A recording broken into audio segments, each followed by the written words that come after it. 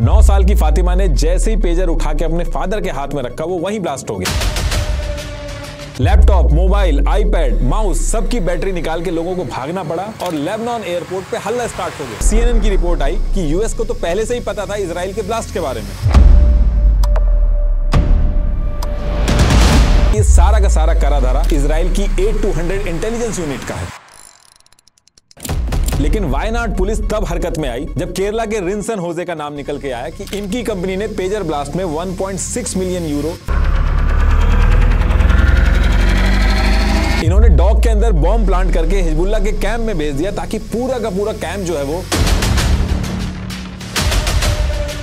ये Israeli agent कहीं और नहीं है, ये आपके हाथ में है। आपके मोबाइल फोन ही इजरायली एजेंट है। देखिए, आगे बढ़ने से पहले मैं एक बहुत ही कॉमन प्रॉब्लम के बारे में डिस्कस करना चाहूंगा। इंडिया में 70% से भी ज्यादा लोग स्किन प्रॉब्लम फेस करते हैं।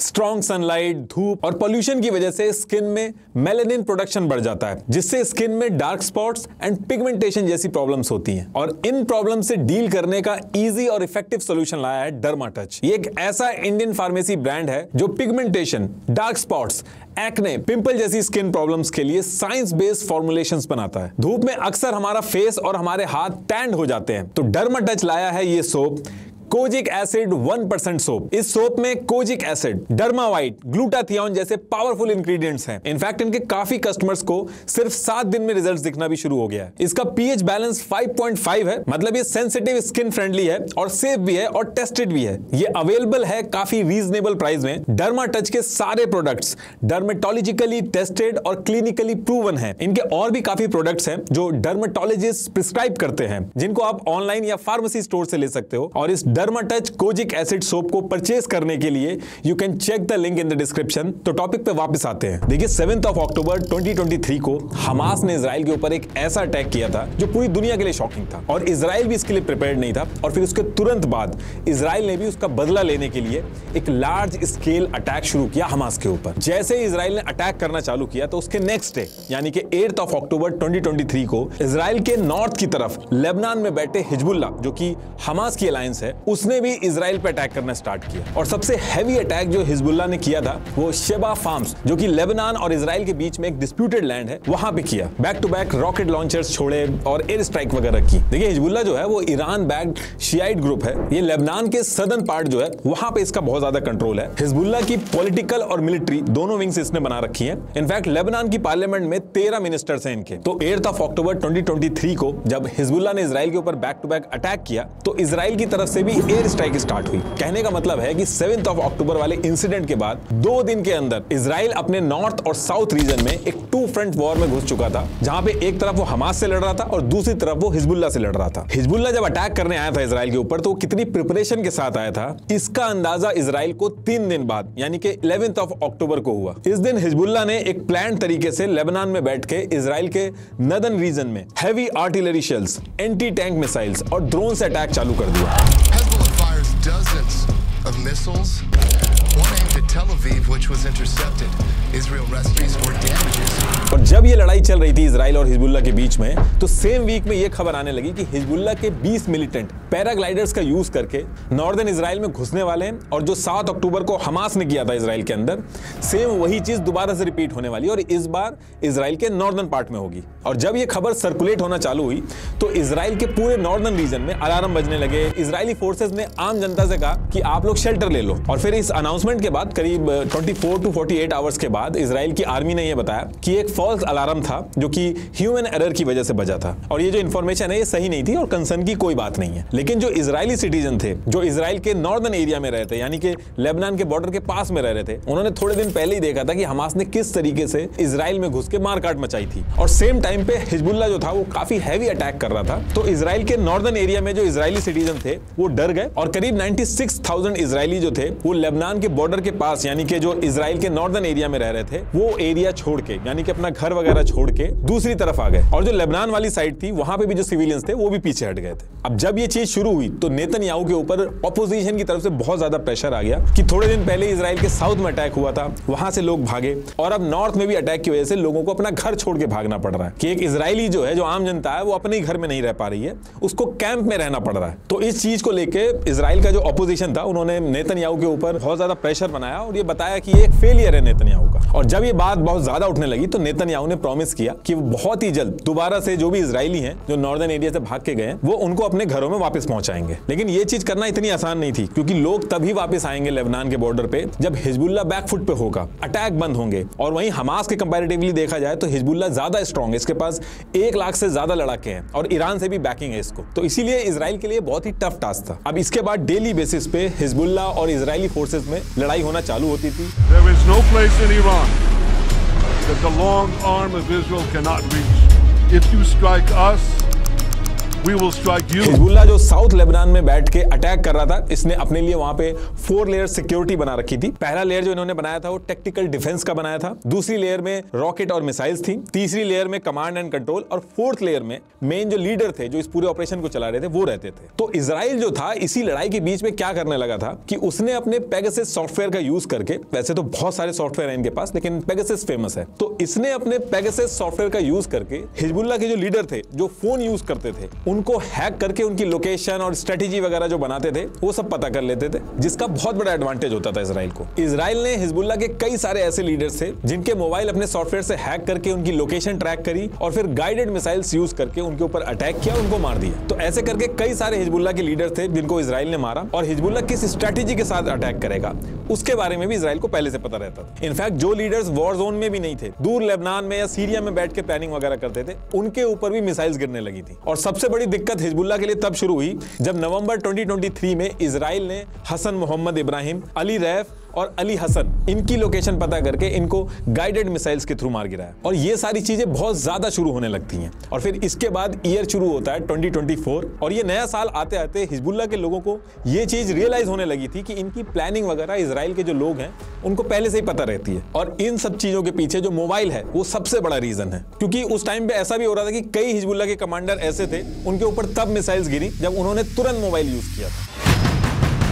तो इसके बाद ये लोग ट्राई तो करते थे कि कम से कम मोबाइल यूज करें, इनफैक्ट ऑपरेशंस में भी जाएं तो मोबाइल ना लेके जाएं, लेकिन उसके बाद भी इजराइल ये जो ट्रैकिंग कर रहा था ये हिजबुल्लाह के लिए एक बहुत बड़ी सिरदर्दी बन गई थी, क्योंकि मोबाइल का यूज करने पे इजरायली जो थे उनको सब पता चल जा रहा था, और ना यूज करने में आपस में कोऑर्डिनेट कैसे करें, कम्युनिकेशन कैसे करें, इसकी बहुत दिक्कत आ रही थी। तो ये लोग धीरे धीरे फोन छोड़ के छोटे छोटे एफर्ट्स डाल रहे थे, जैसे हैंड रिटन लेटर्स हो गए, पेजर्स वगैरह भी इन्होंने यूज करने शुरू किए थे, लेकिन बहुत लार्ज स्केल पे नहीं किए थे। बहुत ही कम लोग थे जो पेजर का यूज करके अपना काम चला रहे थे और कम्युनिकेट कर रहे थे। अब इसके बाद महीना शुरू होता है फरवरी 2024, और हिजबुल्लाह का जो लीडर है हसन नसरल्लाह, ये टीवी पे आके सारे हिजबुल्लाह के लोगों को एक मैसेज भेजता है। इस मैसेज में आके कहता है कि आप पूछते हो ना कि इजरायली एजेंट कहां पे हैं, मैं आपको बताता हूं कि एजेंट ये फोन है जो आपके हाथ में है, आपकी वाइफ के हाथ में, आपके बच्चों के हाथ में। هيدا العميل بتقلي وين عميل؟ قل لك هيدا العميل الخليوي اللي بايدك واللي بايد زوجتك وبايد اولادك। इस पूरी वीडियो का जो लिंक है वो डिस्क्रिप्शन में मिल जाएगा आपको। तो ये जो मैसेज आता है हिजबुल्लाह के लीडर की तरफ से, तो इसके बाद हिजबुल्लाह के जो भी मेंबर थे जो कभी कभी पेजर यूज करते थे और जरूरत पड़ने पे ही फोन का यूज करते थे, अब वो बहुत तेजी से फोन को पूरी तरीके से छोड़ के पेजर की तरफ शिफ्ट होने लगे। एक्चुअली देखिए हो क्या रहा था कि जो मोबाइल होता है वो लोकल टावर से कनेक्टेड होता है, उस टावर पे अगर कोई कंट्रोल बना ले तो उस पूरे एरिया के फोन को ट्रैक किया जा सकता है, और मोबाइल में wifi, GPS, internet, SIM card, IMEI number से हर चीज ट्रैक करी जा सकती है। लेकिन पेजर जो होते हैं वो RF टेक्नोलॉजी यानी कि रेडियो फ्रीक्वेंसी पे काम करते हैं, जैसे जो आम हमारे रेडियो होते हैं वो भी इसी RF टेक्नोलॉजी पे काम करते हैं। तो इस पेजर की लोकेशन जो होती है वो आप ट्रैक नहीं कर सकते। पेजर जो होता है इसमें 1 वे कम्युनिकेशन होता है, कुछ एडवांस्ड पेजर होते हैं जिनमें 2 वे कम्युनिकेशन भी होता है, लेकिन जो आम तौर पे पेजर होता है वो 1 वे कम्युनिकेशन होता है, यानी कि इसमें सिर्फ मैसेज आ सकता है, आप रिसीव कर सकते हैं, आप मैसेज भेज नहीं सकते। तो इसमें करते क्या है कि 100, 200 या 1000 पेजर जो हो गए उनको एक आदमी किसी कंप्यूटर या सेंट्रलाइज सर्विस का यूज करके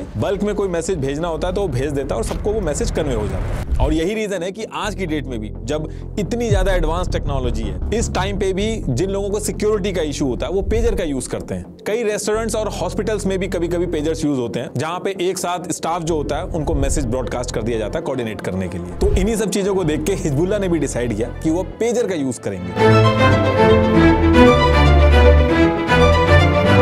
बात तो काफी टाइम पहले से चल रही थी, लेकिन बहुत सारे मेंबर्स जब मरने लगे और इनके लीडर ने भी आके टीवी पे बोल दिया, तो मार्च 2024 के स्टार्टिंग में पेजर मंगाने के लिए हिजबुल्लाह दुनिया भर में कंपनीज देखने लगा। इन्होंने डिसाइड किया था कि 5000 पेजर ऑर्डर करेंगे और स्पेसिफिक मॉडल भी इन्होंने फिक्स किया था कि AR924 मॉडल जो है इसको ये यूज करेंगे। अब हिजबुल्लाह जब ये सारी चीजें डिसाइड कर रहा था तो ये सारा इंटेल जो होता है वो इजराइल के पास भी पहुंच जाता है कि हिजबुल्लाह जो कई सालों से पेजर पे शिफ्ट होना चाह रहा था, अब वो बल्क में ऑर्डर करने के लिए कंपनीज ढूंढ रहा है और कई कंपनीज से उन्होंने पेजर मंगा भी लिए हैं। तो देखिए इन सारी चीजों से निपटने के लिए इजराइल के अंदर एक डेडिकेटेड इंटेलिजेंस यूनिट है जिसका नाम है 8200।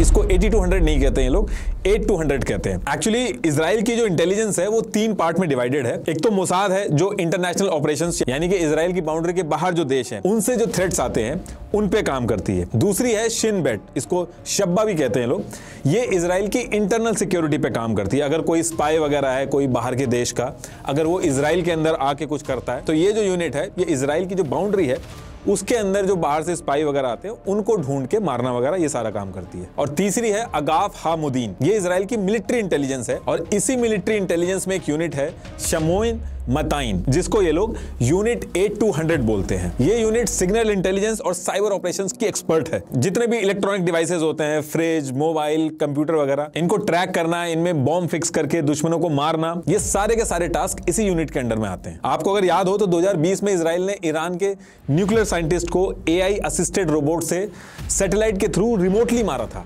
वो इसी 8200 यूनिट ने किया था। और ये जो हिजबुल्लाह का जो पेजर वाला टास्क था वो इसी यूनिट को असाइन किया गया। अब जब इस यूनिट को ये टास्क मिला तो इनको ये चीज पता थी कि हिजबुल्लाह अगर पेजर पे बल्क में शिफ्ट हो रहा है तो 1-2 पेजर से तो इनका काम चलेगा नहीं, बल्क में कई हजार पेजर्स चाहिए होंगे। तो यूनिट 8200 ने ऑल ओवर वर्ल्ड में जितनी भी बड़ी कंपनीज हैं जो पेजर की मैन्युफैक्चरिंग करती हैं, जैसे Gold Apollo, Multitone Electronics, Unication, Swiss phone, इन सब में अपनी सेंध लगाना शुरू किया। फिर कुछ टाइम बाद इनके पास इंटेल आता है कि जो गोल्ड अपोलो है यहां से पहले भी हिजबुल्लाह ने पेजर मल्टीपल कंट्रीज से राउट करके लेबनान में मंगाए थे। दूसरी चीज, ये जो हिजबुल्लाह है इसको US, जापान, ये जो यूरोपियन कंट्रीज हैं इन्होंने आतंकी ग्रुप डिक्लेयर कर रखा है हिजबुल्लाह को। तो हिजबुल्लाह भी जो है अपने ट्रांजैक्शन इन सारी कंट्रीज में अवॉइड करता है। और गोल्ड अपोलो जो थी वो ताइवान में थी, तो गोल्ड अपोलो जो थी वो परफेक्ट बैठ रही थी पेजर मंगाने के लिए। इसलिए हिजबुल्लाह को ताइवान के अंदर ऑपरेट करने में ज्यादा आसानी है एज कंपेयर टू बाकी कंट्रीज जहां पे इतनी सारी इंटेलिजेंस एजेंसीज जो हैं वो हिजबुल्लाह के ऊपर ट्रैक रखने की कोशिश कर रही हैं। तो अब इसके बाद इजराइल डिसाइड करता है कि कैसे भी करके गोल्ड अपोलो जो कंपनी है इसके अंदर अपने लिंक्स बनाए जाए। लेकिन गोल्ड अपोलो जो है वो दुनिया की बहुत बड़ी पेजर कंपनी में आती है, इसमें ऐसे आसानी से घुस के और सारी चीजें ट्रैक कर लेना इतना आसान नहीं है। तो इस चीज से निपटने के लिए जो इजराइल की यूनिट 8200 थी उसने एक अलग रास्ता चुना। तो इजराइल की जो इंटेलिजेंस यूनिट्स रहती हैं वो अलग अलग कंट्रीज में पहले से ही अलग अलग डोमेन के अंदर कंपनीज जो हैं वो रजिस्टर करा के पहले से ही रखी रहती हैं, ताकि उनको फ्यूचर में कभी जरूरत पड़े तो उनको नई कंपनीज ना बनानी पड़े, क्योंकि नई कंपनीज के ऊपर लोग डाउट करते हैं। तो पहले से ही इजराइल की जो इंटेलिजेंस यूनिट रहती है वो अलग अलग कंपनीज रजिस्टर करा के रखे रहती हैं। तो फिर इसके बाद इजराइल ने हंगरी की कैपिटल बुडापेस्ट में शेल कंपनीज बनाने का ट्राई किया। हंगरी को इसलिए इन्होंने सेलेक्ट किया क्योंकि हंगरी जो है वहां पे इंपोर्ट एक्सपोर्ट जो पॉलिसी है वो वैसे तो यूरोपियन यूनियन रेगुलेशन से ही फॉलो करते हैं लोग, लेकिन हंगरी जो है वो फॉरेन इन्वेस्टमेंट, फ्री ट्रेड, इन सब चीजों को ज्यादा सपोर्ट करते हैं अपनी कंट्रीज की ग्रोथ के लिए। वैसे भी आप देखोगे तो पूरे यूरोप के अंदर हंगरी जो है कॉर्पोरेट टैक्स बहुत कम लेता है इन्हीं सब चीजों को बढ़ावा देने के लिए। तो अब इजराइल क्या करता है कि हंगरी के कैपिटल बुडापेस्ट की 14th डिस्ट्रिक्ट में एक जगह ढूंढता है 33A1142 बुडापेस्ट। इस बिल्डिंग के ग्राउंड फ्लोर पे इजराइल ने कंपनी सेटअप कर दी जिसका नाम इन्होंने रखा BAC कंसल्टिंग। ये उस बिल्डिंग की ओरिजिनल फोटो है और इस बिल्डिंग में 13 और कंपनीज रजिस्टर्ड थी। अभी अगर आप इस एड्रेस पे जाओगे तो एक पेपर लगा रखा है इन्होंने और यहां से गायब है ये लोग। लेकिन उस पर्टिकुलर टाइम पे इस कंपनी में एक लड़की थी क्रिस्टियाना बार्सोनी, इसको इन्होंने CEO बनाया। लेकिन अभी भी इस चीज का कंफर्मेशन नहीं आया है कि ये जो लड़की थी ये धोखे से इजराइल ने इसको CEO बनाया या फिर इजराइल के साथ एक्चुअल में ये मिली थी। लेकिन रॉयटर्स ने कुछ झूठ पकड़े हैं। BAC कंसल्टिंग की जो वेबसाइट है उसमें इन्होंने दिखाया कि क्रिस्टियाना जो है वो बोर्ड मेंबर है अर्थ चाइल्ड इंस्टीट्यूट की, लेकिन पता किया गया तो ये झूठ निकला। ऐसे ही क्रिस्टियाना का जब रिज्यूमे निकाला गया तो उसमें भी झूठ पकड़ा गया। उसमें भी उन्होंने दिखाया कि वो इंटरनेशनल एटॉमिक एनर्जी एजेंसी की प्रोजेक्ट मैनेजर हैं, जबकि ऐसा नहीं था। वो वहां पे प्रोजेक्ट मैनेज नहीं कर रही थी। तो अभी फिलहाल तो क्रिस्टियाना को सब लोग रीच आउट कर रहे हैं, लेकिन किसी की बात नहीं हो पाई है उनसे। अभी टोटल 2 लोगों का नाम आया जिसके बारे में सबसे ज्यादा डिस्कशन स्टार्ट हुआ। एक तो क्रिस्टियाना और दूसरे हैं इंडियन ओरिजिन के रिंसन होजे, जो केरला से नॉर्वे माइग्रेट हो गए थे। इस पेजर की डील में इनका भी नाम आया कि इनकी जो कंपनी है नोटा ग्लोबल लिमिटेड, इसके थ्रू इन पेजर्स के लिए 1.6 मिलियन यूरो पहुंचाए इजराइल को हेल्प करने के लिए। लेकिन इनकी कंट्री की जो नेशनल सिक्योरिटी एजेंसी है उसने मना कर दिया कि ऐसा कुछ भी नहीं है। लेकिन फिलहाल इंडिया के अंदर जो वायनाड पुलिस है उसने रिंसन होजे के बारे में इंक्वायरी स्टार्ट कर दी है। तो अब यहां से इजराइल का प्लान ये था कि ये बीएसई कंपनी जो है इसको सेटअप करके इसको फ्रंट पार्टी बनाया जाएगा गोल्ड अपोलो से डील करने के लिए। अभी आएगा आगे कि कैसे किया। और बीएसई कंपनी के अलावा 2 और शेल कंपनीज बनाई गई जिनका नाम, एड्रेस, उसके बारे में कोई भी चीज अभी तक पता नहीं चल पाई है। इन्हीं दोनों कंपनीज के लिए बोला जा रहा है कि ये कंपनीज इजराइल के मास्टर प्लान का पार्ट थी। तो इजराइल ने जब ये फर्जी कंपनीज बना ली थी तो ये फर्जी कंपनी बनाने के बाद इन्होंने जेन्युइन क्लाइंट्स बनाना स्टार्ट किया और पूरे एरिया के अंदर बल्क में पेजर सप्लाई करने का काम स्टार्ट किया। अब ये जो पेजर्स थे इनकी मैन्युफैक्चरिंग ये यहीं पे कर रहे थे या कहीं से लेके आ रहे थे ये भी क्लियर नहीं है। ये सारी चीजें जो मैं आपको बता रहा हूं ये न्यूयॉर्क टाइम्स में शेरा फ्रेंकेल, साद और रोनिन ने जो 18 सितंबर को एक रिपोर्ट पब्लिश की थी उसके बेसिस पे बता रहा हूं। और अभी इसी रिपोर्ट के बारे में हर जगह डिस्कशन चल रहा है। इन सबके लिंक्स भी आपको डिस्क्रिप्शन में मिल जाएंगे। ये शेल कंपनी बनाने के बाद इन्होंने वहां पे ये दिखाया था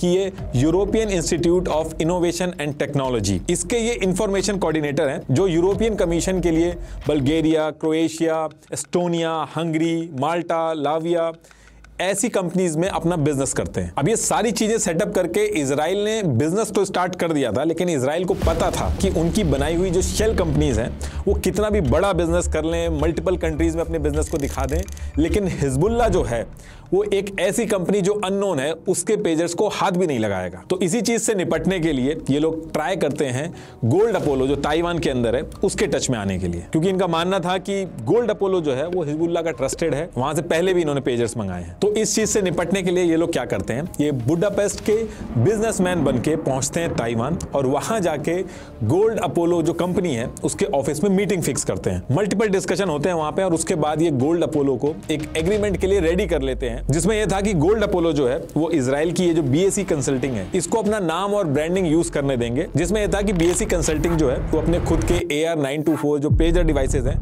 वो खुद ही बनाएगी, सब कुछ खुद ही करेगी, बस मॉडल के ऊपर गोल्ड अपोलो को लिमिटेड जो है उसके स्टिकर वगैरह लगाएगी, यानी कि ब्रांडिंग वगैरह करके उसको आगे बेचेगी। लेकिन गोल्ड अपोलो को बिल्कुल भी आइडिया नहीं था कि ये इजराइल की बनाई हुई शेल कंपनीज है। और ये जो पूरा एग्रीमेंट वगैरह हुआ था बीएसई कंसल्टिंग और गोल्ड अपोलो के बीच में, इस पूरी डील के लिए ये फिक्स हुआ था कि बीएसई कंसल्टिंग अपने प्रॉफिट में से शेयर भी देगी और साइनिंग बोनस की तरह भी कुछ पैसा दिया जाएगा। ओवरऑल डील बहुत बढ़िया थी, तो गोल्ड अपोलो मना नहीं कर पाता है और वो एग्रीमेंट साइन कर देता है। गोल्ड अपोलो को पता तो था नहीं कि उनके साथ हो क्या रहा है, उन्होंने सोचा बस नाम ही यूज करना है और जो कंपनी है वो भी 2022 की रजिस्टर्ड है, काफी टाइम हो गया, तो वो एग्रीमेंट साइन कर देते हैं। लेकिन उनको बिल्कुल भी आइडिया नहीं था कि इसकी वजह से आगे अभी क्या क्या होने वाला है। अब जैसे ही गोल्ड अपोलो और बीएसई कंसल्टिंग का एग्रीमेंट साइन होता है वैसे ही बीएसई कंसल्टिंग के जो पेजर थे अब वो बन गए गोल्ड अपोलो के पेजर, और यही चीज इजराइल चाहता था। और ये जो चीजें मैं बता रहा हूँ ये प्रॉपर ऑफिशियल स्टेटमेंट में गोल्ड अपोलो ने बताया है कि इस एग्रीमेंट में बस हमारा इतना ही काम था कि हमने ब्रांडिंग दी थी, बाकी हमारा इससे कोई लेना देना नहीं है, मैन्युफैक्चरिंग वगैरह ये सारी की सारी बीएसई कंसल्टिंग कर रही थी। ये उसकी कॉपी है, आप पॉज करके पढ़ लेना। इसके बाद बीएसई कंसल्टिंग जो थी इसने पेजर बनाने स्टार्ट किए और अपने मल्टीपल जेन्युइन क्लाइंट्स जो थे उनको पेजर बना के सप्लाई करना स्टार्ट किया। लेकिन एक्चुअल में ये घात लगा के अपने मेन क्लाइंट हिजबुल्लाह का इंतजार कर रहे थे कि कैसे भी करके हिजबुल्लाह को ये अपने खुद के बनाए हुए पेजर जिसपे गोल्ड अपोलो का इन्होंने लोगो लगा रखा था इसको बेच दे। अब हिजबुल्लाह ने गोल्ड अपोलो के जो पेजर्स थे पहले खरीदे थे, लेकिन बुडापेस्ट के बीएसई कंसल्टिंग के बनाए हुए गोल्ड अपोलो के पेजर हिजबुल्लाह को बेचना बहुत ही टफ टास्क था। तो अब यहां से इजराइल क्या करता है कि इजराइल के कई सारे ऐसे स्पाई एजेंट्स थे जो लेबनान के अंदर और हिजबुल्लाह की जो ग्रुप्स थे उनके अंदर मिल के रहते थे, उनको ये टास्क दिया गया कि कैसे भी करके हिजबुल्लाह के अंदर जो पेजर की डील करने वाले हैं उनको हमारा क्लाइंट बना के बुडापेस्ट में लेके आओ। और हिजबुल्लाह भी जो है वो डायरेक्ट ऐसे ओपन मार्केट से जाके नहीं मंगा लेता है, उसको भी कई चैनल्स का यूज करके सीक्रेटली पेजर्स मंगाने होते हैं। तो अब इजराइल ने किन एजेंट्स का यूज किया, क्या ट्रिक्स लगाई, बीच में किन कंपनीज का यूज किया, कैसे हिजबुल्लाह को कन्विंस करके रेडी किया कि वो यही BSE कंसल्टिंग वाले पेजर्स ही ऑर्डर कर दें, ये अभी किसी को भी नहीं पता है, उसकी इन्वेस्टिगेशन चल रही है। लेकिन कैसे भी करके इजराइल ने इस चीज में कामयाबी हासिल कर ली और हिजबुल्लाह को अपना क्लाइंट बना लिया जैसा वो चाहता था। और एज पर स्काई न्यूज हिजबुल्लाह ने BSE कंसल्टिंग से 5000 पेजर्स का ऑर्डर दे दिया। पहली लॉट में 3000 पेजर्स जाने थे और दूसरी लॉट में बाकी के जो 2000 पेजर्स थे वो जाने थे। इस पूरे प्रोसेस में बताया जा रहा है कि ये जो 2 अलग से शेल कंपनीज और खोली थी इजराइल ने, जिसका नाम अभी तक सामने नहीं आया है, इनका मेजर रोल था ये ऑर्डर प्लेस करवाने में। जब ये BSE कंसल्टिंग हिजबुल्लाह को पेजर देने का प्लान कर रही थी, उसी टाइम पे एक चीज और हुई थी। इस BSE कंसल्टिंग ने ताइवान की जो कंपनी थी गोल्ड अपोलो, जिसके साथ एग्रीमेंट वगैरह किया था, तो उसको एग्रीमेंट के हिसाब से पेमेंट करने थे। तो जब पेमेंट इन्होंने स्टार्ट करनी चालू करी BSE कंसल्टिंग ने गोल्ड अपोलो को, तो ताइवान की जो गवर्नमेंट थी उसको कुछ अनयूजुअल एक्टिविटी दिखी जिसकी वजह से वो अलर्ट पे आए। ताइवान की इकोनॉमी मिनिस्ट्री जो थी उसने ऑब्जर्व किया कि ये गोल्ड अपोलो जो है इसकी जो पेमेंट है कई बार मिडिल ईस्ट से भी राउट होके आ रही है, और इसी वजह से ताइवान के जो लोकल बैंक्स थे उन्होंने एक बार BSE कंसल्टिंग की जो पेमेंट थी वो होल्ड पे भी डाल दी थी। और इस चीज को लेके इन्वेस्टिगेशन भी स्टार्ट हो गई थी, लेकिन इससे पहले की इन्वेस्टिगेशन का कुछ रिजल्ट सामने आता इजराइल अपना काम कर चुका था। और ये जो पेमेंट वाली बात है, ये चीज गोल्ड अपोलो के फाउंडर हसू चिंग जो है, इन्होंने भी कंफर्म की कि पेमेंट अनयूजुअल तरीके से मिडिल ईस्ट से आ रही थी। और इसके साथ साथ इसमें एक चीज और सामने आई कि ये जो पूरा गेम चल रहा था, इसमें जो पैसे की जरूरत पड़ रही थी उसमें करीब 1.6 मिलियन यूरो जो थे वो इजराइल ने पहले बुल्गारिया मंगवाए, उसके बाद हंगरी में पहुंचवाए। तो ये जो सारे ऑर्डर प्लेस किए थे हिजबुल्लाह ने BSE कंसल्टिंग के थ्रू, तो इसमें शॉन मोरहाउस, एक farmer British army bomb defusal officer थे, उनकी ये थ्योरी है कि जो नॉर्मल पेजर होते हैं इसमें ये 2 बैटरी लगी होती हैं जो पावर देती हैं पेजर को। ये यहाँ पे स्पीकर लगा होता है जो इनकमिंग बीप्स अलर्ट जो होते हैं वो सुनाता है। ये यहाँ पे वाइब्रेटर लगा होता है, इनकेस साइलेंट मोड में हो तो नोटिफिकेशन पता चल जाए। ये रेडियो एंटीना जो कि सिग्नल रिसीव करता है, और ये माइक्रो प्रोसेसर जो सिग्नल को कन्वर्ट करके मैसेज रीडेबल बनाते हैं। ये जो पेजर के अंदर 2 बैटरी होती है, तो इनका कहना है कि ऐसा हुआ होगा कि ये जो 2 आइडेंटिकल बैटरी हैं इसमें से एक बैटरी को रिप्लेस करके उसमें एक्सप्लोजिव भर दिया गया। तो जो दूसरी बैटरी थी उससे तो डिवाइस को पावर मिल रही थी, और एक जो बैटरी थी उसके अंदर इन्होंने एक्सप्लोजिव भर दिया और इसको एक चिप से जोड़ दिया। नॉर्मली एल्कलाइन AA बैटरी जो होती है उसका वेट 23 ग्राम होता है, लेकिन इन पेजर्स में जो बैटरी मिली उसमें से एक बैटरी का वेट जो था वो 20 ग्राम के आसपास था। तो इसको लेके बोला जा रहा है कि इन बैटरीज में शायद एक्सप्लोजिव रखा गया होगा, और जो एक्सप्लोजिव यूज किए गए उसमें भी एक स्पेसिफिक एक्सप्लोजिव यूज किया गया, PETN। ये बहुत ही कम अमाउंट में बहुत ही बड़ा ब्लास्ट करता है, इसीलिए इस पर्टिकुलर एक्सप्लोजिव को कोवर्ट ऑपरेशन में हमेशा एजेंसीज यूज करती हैं। ईयर 1996 में भी कुछ इसी तरीके से एक मोबाइल डिवाइस में एक्सप्लोजिव यूज करके हमास का एक ऑपरेटिव था याया, उसको मारा था मोसाद ने। ऐसे ही एक बार इन्होंने एक डॉग के अंदर बॉम्ब लगा के हिजबुल्लाह के कैंप में भेज दिया था। तो अब होता क्या है कि यहां से फरवरी 2024 का मंथ था और ये जो इजरायली पेजर थे वो डे बाय डे लेबनान के अंदर पहुंचने लगे। हिजबुल्लाह के जितने भी ऑपरेटिव ये पेजर यूज कर रहे थे उनको बिल्कुल भी आइडिया नहीं था कि ये लोग एक चलता फिरता बॉम्ब लेके घूम रहे हैं जो कि पूरी तरीके से इजराइल के कंट्रोल में, वो जब चाहे तब ब्लास्ट कर सकता है। करीब 3000 पेजर जो थे वो लेबनान पहुंच चुके थे, बाकी 2000 जो थे वो पहुंचने बाकी थे। और फिर इसके बाद डेट आती है 15 सितंबर 2024, जिस दिन पेजर अटैक होना था। इस अटैक से ठीक 2 दिन पहले हिजबुल्लाह क्या करता है कि इजराइल के टेल अवीव जो है, यहाँ पे यरकॉन पार्क है, तो यहाँ पे हिजबुल्लाह ने क्या किया था कि एक M18A1 क्लेमोर माइन जो थी ये लगा दी थी और रिमोट एक्टिवेशन सिस्टम के थ्रू ये लोग बॉम्ब फोड़ने वाले थे यहाँ पे। लेकिन जैसे तैसे करके इजराइल की इंटरनल इंटेलिजेंस यूनिट, जो शुरू में मैंने बताया था जिसका नाम शिन बेट बोलते हैं लोग, शब्बा भी बोलते हैं इसको, तो शिन बेट जो है उसके पास इसका इंटेल आ जाता है और ये लोग इस ब्लास्ट को रोक देते हैं। अब ये अटैक तो रुक गया था, लेकिन इजराइल बहुत ज्यादा गुस्से में था कि हिजबुल्लाह का कुछ ना कुछ करना पड़ेगा। इस इंसिडेंट के 2 दिन बाद यानी कि 17 सितंबर 2024, जिस दिन ये पेजर अटैक होना था, मॉर्निंग में पेजर अटैक होने से कुछ घंटे पहले सिक्योरिटी कैबिनेट ऑफ इजराइल एक लंबी मीटिंग करती है हिजबुल्लाह के रिगार्डिंग। और बाकी क्या डिस्कशन हुआ ये तो नहीं पता, लेकिन इस मीटिंग के बाद इजराइल ने अनाउंस किया कि अब टाइम आ गया है कि जो नॉर्दर्न इजरायली अपना घर छोड़ के चले गए थे अब उनको वापस लाने का टाइम आ गया है। इस मीटिंग के बाद नेतन्याहू ने मीडिया से भी कहा कि अब हिजबुल्लाह के केस में इजराइल के नॉर्दर्न बॉर्डर के पास कुछ फंडामेंटल सिक्योरिटी चेंजेस करने होंगे, तभी जो है जो इजरायली हैं वो अपने घर वापस आ पाएंगे। सबको लग रहा था कि ये मीटिंग एक नॉर्मल मीटिंग थी, लेकिन कहा जा रहा है कि ये मीटिंग इसी पेजर पेजर अटैक से रिलेटेड थी। इनफैक्ट CNN ने एक रिपोर्ट पब्लिश की है जिसमें उन्होंने साफ कहा है कि ये जो पेजर अटैक इजराइल लेबनान में कराने वाला था, इसके बारे में उसने पहले ही यूएस को बता दिया था, कॉन्फिडेंस में लिया था यूएस को, उसके बाद ही ये पेजर अटैक किया। लेकिन इस चीज को लेकर जब बहुत ज्यादा हल्ला हुआ तो यूएस के जो सेक्रेटरी ऑफ स्टेट है एंटनी ब्लिंकन, इन्होंने ये कहा कि ऐसा कुछ भी नहीं है, हम इसके बारे में कुछ भी नहीं जानते थे। ये मीटिंग खत्म हुई थी, इसके बाद एक चीज और होती है, ये जो इंटरनल इंटेलिजेंस यूनिट थी शिन बेट, इसने एक चीज और बोली कि हिजबुल्लाह ने एक डिवाइस में एक्सप्लोजिव लगा के फॉर्मर इजरायली ऑफिसर जो था उसको मारने का प्लान बनाया था, उसको भी हमने रोक दिया। तो ये सारी चीजें पेजर अटैक होने से कुछ ही घंटे पहले बैक टू बैक हो रही थी। अब इसके बाद सेम डे यानी कि 17 सितंबर 2024 को टाइम होता है 3:30 और लेबनान के अंदर जितने भी हिजबुल्लाह के मेंबर थे उन सबको पेजर में एक मैसेज आता है। जब भी हिजबुल्लाह की जो मेन लीडरशिप थी वो किसी टास्क को लेकर मैसेज करती थी तो पहले अरेबिक में कुछ लिखा होता था, वो एक सेट पैटर्न में ही आता था। तो ये मैसेज भी सेम उसी के तरीके से आया और सबको ऐसा लगा कि जैसे उनके लीडर ने ही मैसेज किया, और कोई अगर अपने पेजर से दूर भी था तो वो पास में आ गया था। जो पेजर साइलेंट थे उस टाइम पे वो वाइब्रेट करने लगे थे, और जैसे ये मैसेज आता है पेजर वाइब्रेट और रिंग करने लगता है, और उसके थोड़ी देर बाद ही बैक टू बैक ये पेजर फटना स्टार्ट होते हैं। हजारों पेजर शॉप्स, मार्केट, घर, बस स्टैंड, हजारों की तादाद में फटना स्टार्ट हो जाते हैं लेबनान के अंदर। हिजबुल्लाह के जो मेंबर्स थे उनके आसपास जो आम जनता थी वो भी घायल हुए, और सबसे ज्यादा लोग फातिमा के इंसिडेंट को लेकर गुस्सा हुए क्योंकि 9 साल की फातिमा घर पे थी और जब वो पेजर रिंग करने लगा तो वो अपने फादर को देने गई और वहीं पे ब्लास्ट हो गया और उसकी जान चली जाती है। तो इसको लेके बहुत ज्यादा लोग गुस्सा हुए। पूरे लेबनान के अंदर जो हॉस्पिटल थे वो भरना स्टार्ट हो गए, डॉक्टर्स की जो लीव थी वो सारी की सारी कैंसिल कर दी गई।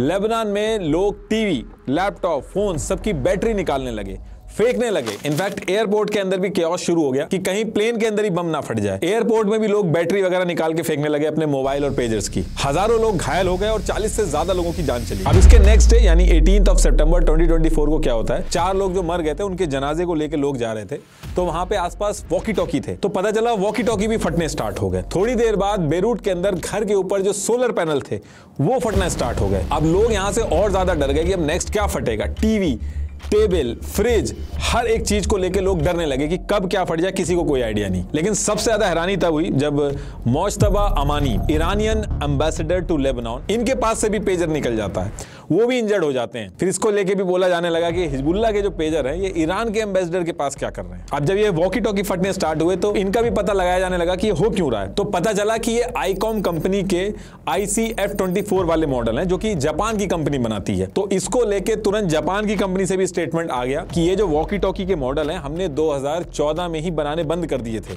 तो ये कैसे फट रहे हैं हमें भी कुछ आइडिया नहीं। अब जैसे ये इंसिडेंट होता है तो इसको लेके अलग अलग थ्योरी आने लगी, लेकिन सबसे ज्यादा हैरानी वाली बात थी कि रेडियो बेस्ड टेक्नोलॉजी को दूर से बैठ के कैसे ट्रिगर किया गया। लेकिन इसमें सबसे ज्यादा जो बात हो रही है जिस थ्योरी की, उसमें यह कहा गया है कि दूर से बैठे बैठे इन डिवाइस में एक एनक्रिप्टेड मैसेज भेजा गया जिससे मेमोरी फुल हुई और जो चिप थी उसको पहले से ही उसमें ऐसी प्रोग्रामिंग थी कि वो हीट करने लगेगी। तो बैटरी हीट करने की वजह से एक्सप्लोजिव जो था वो ब्लास्ट होने शुरू हो गए। ये एक थ्योरी बताई गई, लेकिन एक्चुअल में हुआ क्या ये पता करना बहुत ही मुश्किल है, क्योंकि कोई भी कंपनी या कंट्री कभी भी एक्सेप्ट नहीं करेगी कि उसने हिजबुल्लाह को जानबूझ के या गलती से या किसी भी केस में पेजर दिए हैं, क्योंकि हिजबुल्लाह को मल्टीपल कंट्रीज ऑलरेडी आतंकी ऑर्गेनाइजेशन डिक्लेयर कर चुकी हैं। तो वो जो कंट्री है और जो कंपनी है जो एक्सेप्ट करेगी उसके लिए बहुत बड़ी दिक्कत हो जाएगी। इनफैक्ट हिजबुल्लाह खुद भी ये चीज डिस्क्लोज नहीं करेगा कि उसने कहां से मंगाए थे ये पेजर, किस सीक्रेट चैनल का यूज करके डिवाइसेस मंगाए थे। और रही बात इजराइल की, तो इस पेजर अटैक के बारे में इजराइल ने ऑफिशियली कुछ भी बोलने से मना कर दिया। बस एक इंडिकेशन दिया है, इजराइल के जो डिफेंस मिनिस्टर हैं गैलेंट, इन्होंने कहा है कि वॉर का एक नया पीरियड शुरू हो रहा है और हम उसी चीज को अडेप्ट कर रहे हैं। लेकिन ये जो सारा कुछ चल रहा है इससे एक चीज तो क्लियर हो गई है कि आने वाले टाइम में अब एक प्रॉपर वॉर होगी हिजबुल्लाह और इजराइल के बीच में। यहां तक कि ये भी इंडिकेशन दिए हैं इजराइल ने कि वो अब नॉर्दर्न रीजन में इजराइलियों को अपने घर वापस लाने के लिए लेबनान के अंदर ग्राउंड इन्वेजन भी कर सकते हैं। तो एक्चुअल में होगा क्या, कुछ अगर इंपॉर्टेंट चीज होगी तो मैं दोबारा से उस पर वीडियो बना दूंगा। लास्ट में एक बार फिर से आपको बता दूं कि डर्माटच कोजिक एसिड सोप को परचेज करने के लिए लिंक मैंने डिस्क्रिप्शन में दे दिया, एक बार जरूर ट्राई करिएगा। Thank you.